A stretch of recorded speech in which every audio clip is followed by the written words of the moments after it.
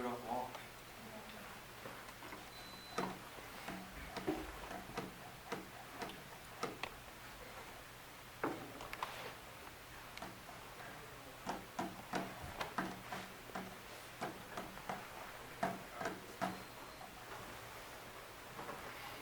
Alright, I started putting this class into a PowerPoint presentation to help get stuff organized. 'Cause there's a lot involved. Not all the slides are done yet. This is all a work in progress. Mark's Welcome. here. You can see where I'm at. Add two together.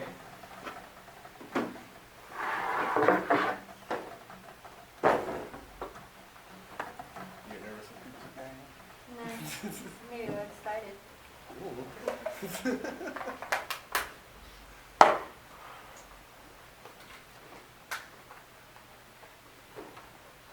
Whoa, we'll fell backwards in the chair.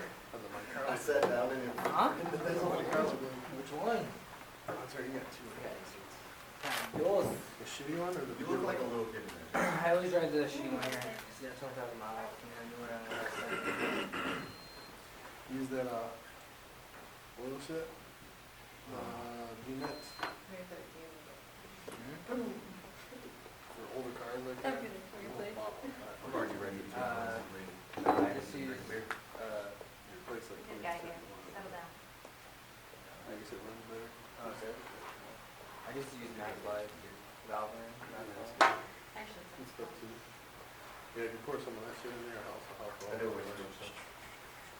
anything out, get all the gunk off your. ready for dope. Do another miles and start to like. I wish I had my Got big it. notebook.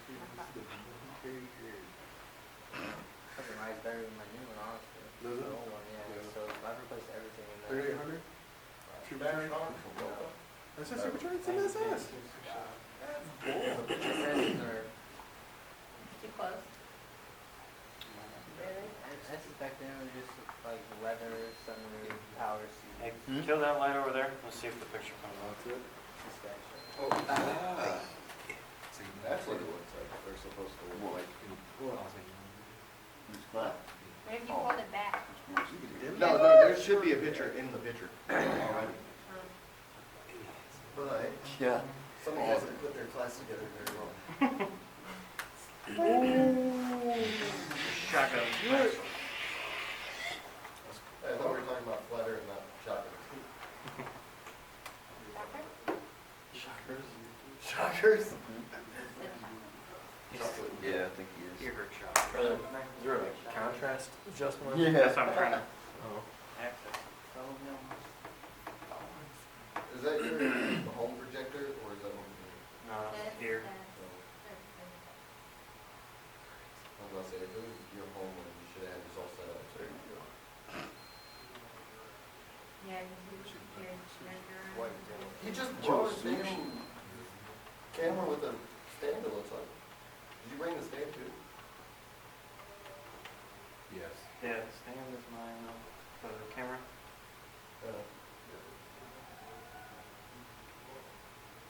There it is. There.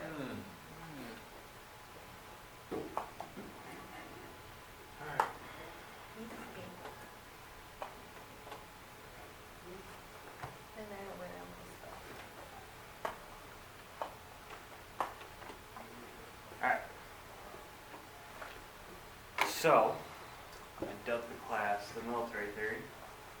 And basically this class is going to cover the stuff that we talked about before, which I'll touch on briefly, and stuff about the military you may not know, that should know, and should be getting taught, like military law, stuff like that, regulations still going? Okay.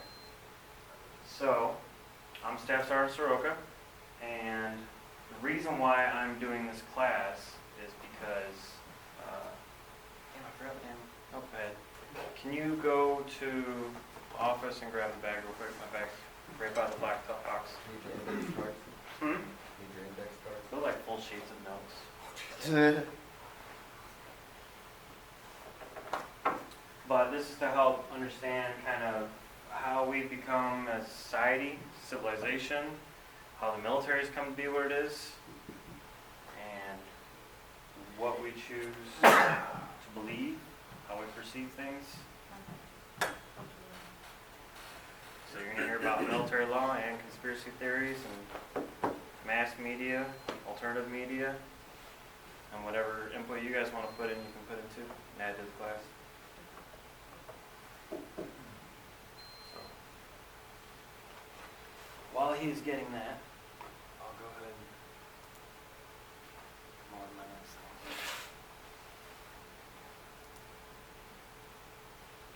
Alright. Can you read that, Terminus, or is it too No, no. small? No? You were in the way. I can read it. Go ahead and, start reading that one, you Alright. Sound here about 4 more times?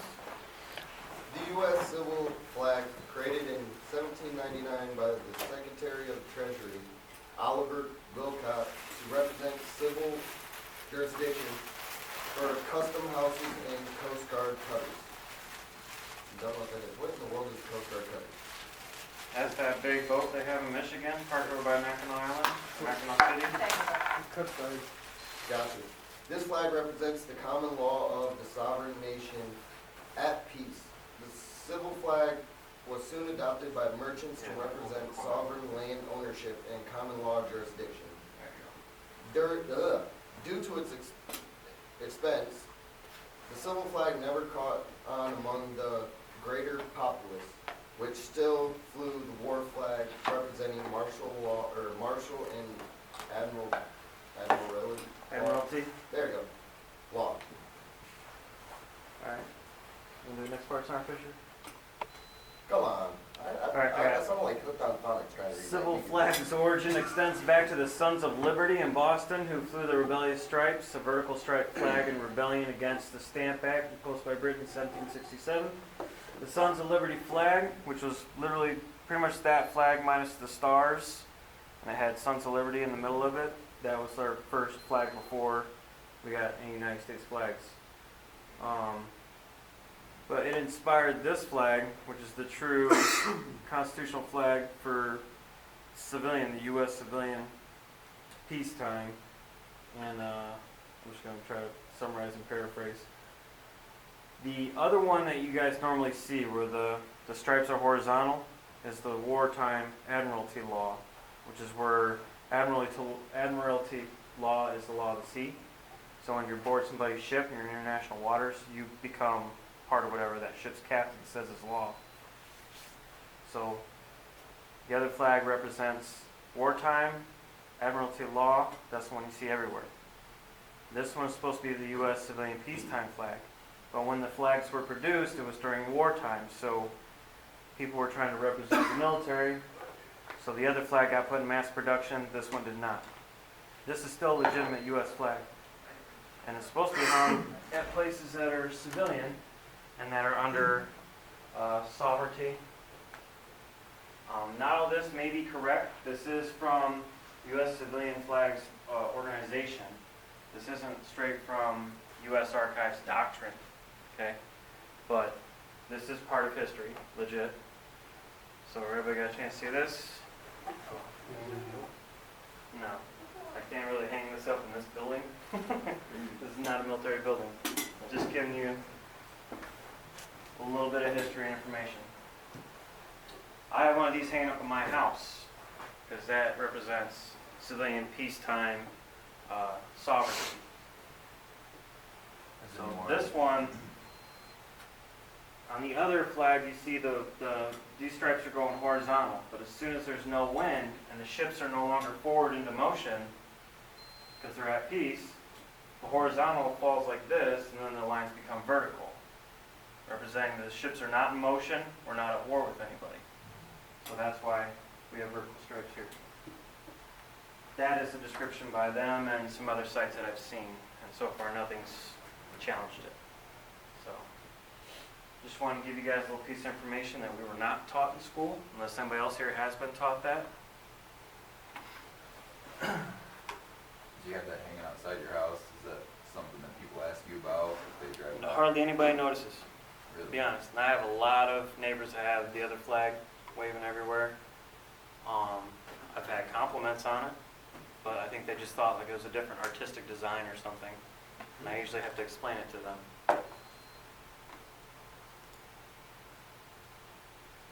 Alright, so we talked about the flag, introduction. Also, most of you already know my backstory, I think, but primarily what got me mostly inspired in this is during my first tour in Iraq back in 2003. We deployed thinking that there was WMDs. Maybe there was, maybe there wasn't, but our mission turned into securing the oil fields, oil refineries, pushing that to the coast. We were told that that was what needed to be done to help Iraq maintain its economy while we were invading them, so it didn't hurt, the civilians. They still could function as a country. I can't say whether the money did go back to them or not, because I didn't see it. I'm just telling you that from what I saw, mainly it was an oil mission. And that didn't quite have me ticked off into conspiracy theories. It just kind of threw a big red flag to me when I joined the Army, thinking we're going after something else and was doing that. And then my third tour in Iraq, I was roommates with somebody who was making his own videos and stuff. They weren't anti-war. They were more like anti-wars that are being corporate driven. Because when we were deployed, Oakley was sponsoring it, Under Armour sponsoring it, Burger King. I mean, so many companies, Halliburton, KBR, so many companies were making money off of us being deployed that it became a business. And so he was against that. And he was making videos about it. He went on the news about it. And the military legal tried to prosecute him for stuff, and he wasn't violating his rights. And he showed him that. So you do have freedom of speech. So I know a lot of military people get the stigma that once you join the Army, you don't have freedom of speech anymore. And that's absolutely bullshit. And I'm about to show you in the next slide after this one. But he knew that. So he did what he did. And I don't know what further came of that. I have to try to get back in contact with him, see what he's up to. So, yeah. Since then, I don't know. Been at war so much and start questioning the reason why I'm there. Brings this about, if you lose the purpose of why you're doing something, you want to try to regain that purpose. So, any questions about me? Who I am, what I do? You all know me.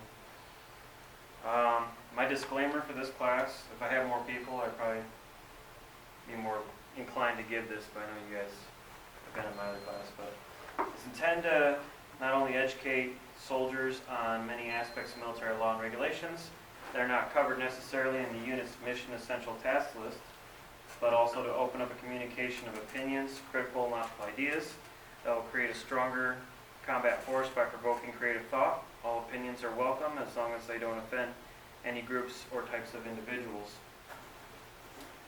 No one is right, to include me, and no one is wrong in whatever they say. Okay, so if you have an idea and you want to interject into this, that's perfectly fine, because we're having a discussion. I'm not trying to tell you this is how it is, because then I'm just defeating the whole purpose of why I'm giving this class. I personally will do my best to refrain from using labels of groups, because I don't want to cause further segregation of the public. Certain topics may be uncomfortable if it challenges your beliefs. If you feel like it's too much to bear, and you politely excuse yourself from the classroom and inform me during my AAR, so I can make changes to my instruction. And I'm not trying to persuade any of you guys to go in any certain direction. I'll do my best to keep my feelings and opinions out of the class. If you feel angry about anything I say, it's probably a natural reaction because it challenges your own belief systems and anything. It could be religion, which will be covered later. I'm not touching that one just yet. But a lot of the education stuff that we were taught, I might be challenging that to you. So you might be upset about that. And then, yeah, so that's my disclaimer. Now I got this video here. This is, you guys know All That Remains? Band? Yep. Well, they just released a new album. This is one of the videos from that album. And they're not anti-government. They're not anti-military. They're trying to reintegrate our government we're supposed to have and versus what kind is being portrayed today, okay? So, what am I doing?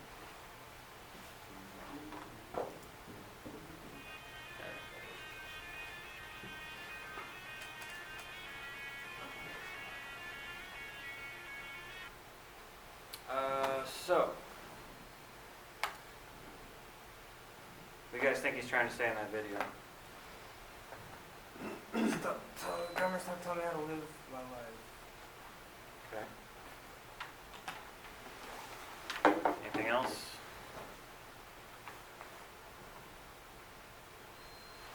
These are not in order when they pop up. It's something I gotta fix, but I brought in, these are the documents that pretty much created our government, the basis. This one you see right here, you can kind of see right there in the middle. It says to all to whom it may concern or whatever. That is the Articles of Confederation.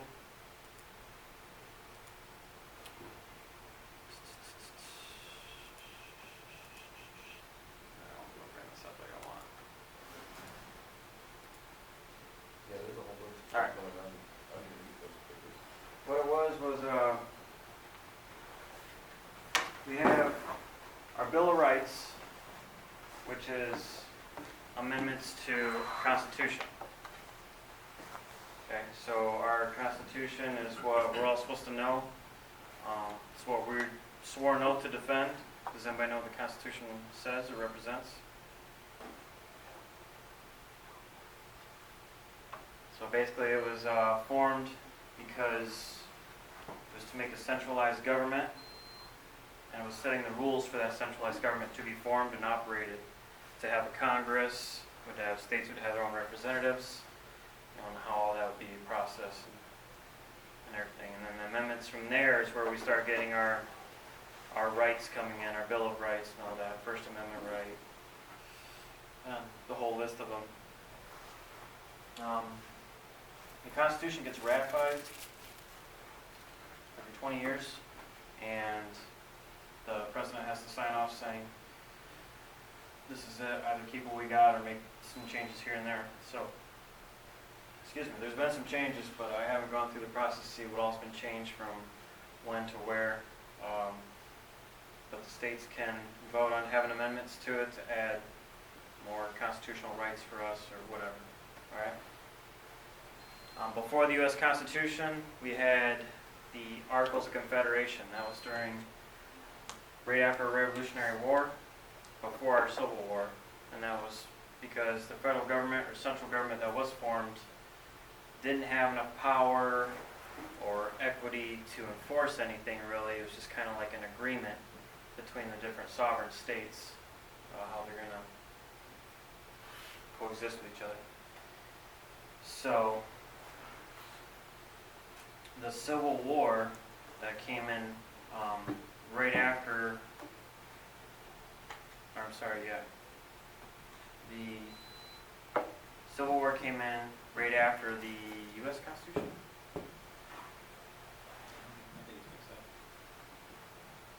Anyways, a lot of stuff that came out of the Civil War had a lot more to do with big government trying to come in and swoop up the rest of the sovereign states and say, no, this is how we're going to do things. We need to have a big centralized government instead of a bunch of different state governments trying to run everything together. And there's some upsides to that, having a big federal government. You guys got any ideas what that might be? Any positives for a big government versus a whole bunch of just state governments running the whole land? Centers financially. Okay. Financial stability more. Because, like, if you break it down, look at Michigan, automobile. We're our own state, Texas wouldn't benefit from that. Mm-hmm. So if we all get together, it's just one centralized government. Okay. Anything else? Laws would be different in states, so it'd be varying from state to state. And Right. it used to be chaos, because you go to one state where something's legal in one state, it might be legal in the next. Which we still have to a Which point, is, yeah, to a but point, there is because federal law. there's still federal law to keep the states more centralized, Mhm. but states can still pass their own laws. Right. Then it just protects our security of our country at home too, because if you have a bunch of different states and they're governing themselves, they'll have their own militias, some militias might not be up to par, and then here comes Canada or Mexico or whoever and starts chunking away at our states. Yep, that was gonna be my point. Because we had a big centralized government, or do, that we were able to get a much bigger military force, so if we have a superpower coming into our land again, you know, we can handle them.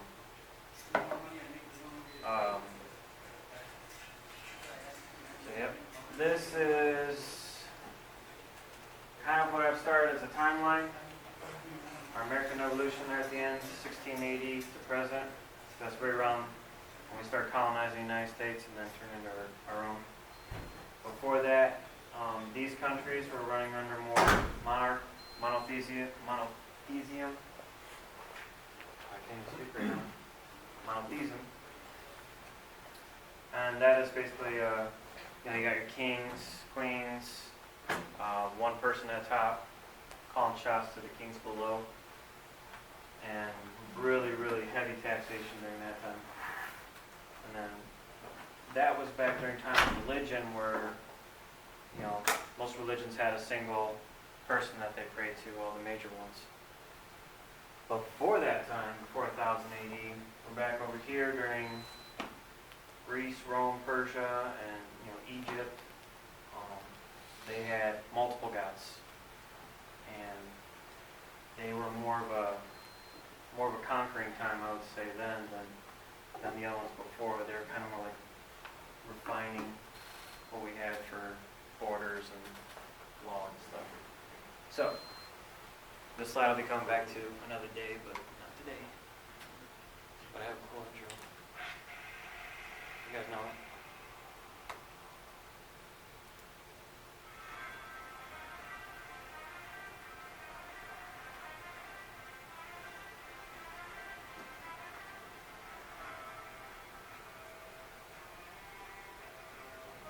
And this kind of shows over time the countries that come in that we know that are written to record, starting over North Africa, and that red line coming up is cutting through Iraq area and Mesopotamia. But this is like a 20-minute long video. I'm not going to sit here and show it to all of you guys. It goes on for quite a while. I just don't get how that is only, how is it, there's probably people everywhere, but how is that the only record that we have? Yeah. Because we still had Native Americans, at that time. There was still South Americans, Central Americans, so. People in Africa. But when they don't have a written history, we can't really, say too much as to what they were doing. I mean, but we can use carbon date rock paintings and see if there's people here. Mm-hmm.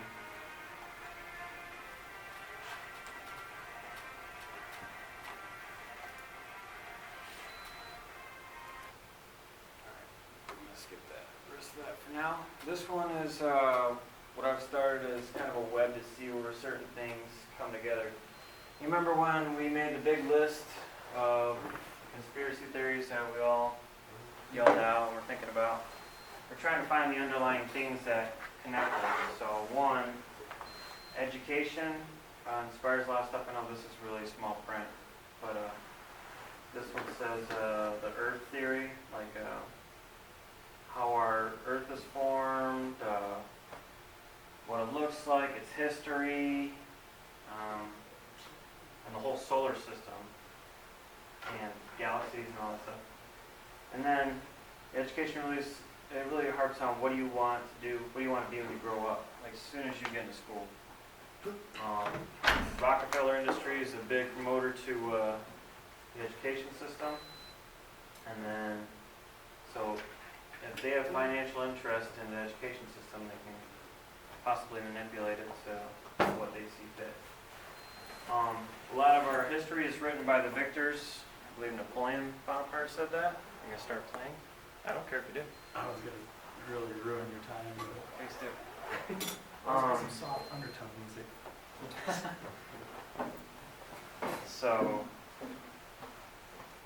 if you think about it in your history books and stuff like that, whoever gets to hear about the nations that lost and how they, thought about stuff. Japan. Do we know much about Japan's history? No. Germany. This pre-World War I. Do we know much about Germany? No. Nope. Not even an interest until we went to war with them. Basically, the ones that we know about pre-World War I,